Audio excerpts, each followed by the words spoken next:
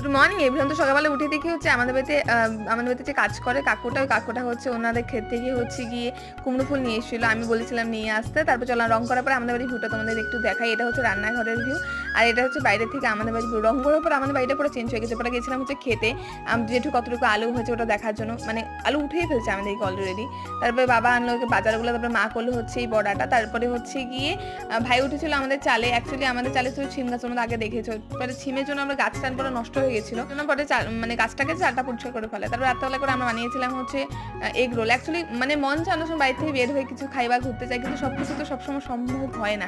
তো সেই জন্য আমরা অনেক সময় বাড়িতেই বানিয়ে খাই, কিন্তু জানি দোকানের মতো টেস্ট হবে না, কিন্তু মানে বাড়িতে খেলে না মন ভরে খাওয়া যায়। অ্যাকচুয়ালি আমার পরে মাসে আছে এক্সাম, WBPSC যে এসআই এক্সামটা আছে সেটা মার্চ মাসে 16 কি 17 তারিখে এক্সামটা বসে, মানে দুদিনে পড়েছে আর কি, যে কোনো একদিন হয়তো আমার হবে। তো ওই জন্য আমাকে একটু প্রিপারেশন করতে হয়। ওই জন্য আমাকে একটু মানে বাড়িতে বের হওয়া তো একদমই এখন সম্ভবই না। তোমরা কি প্রিপারেশন করছো তোমরা প্লিজ কমেন্ট করে জানাও।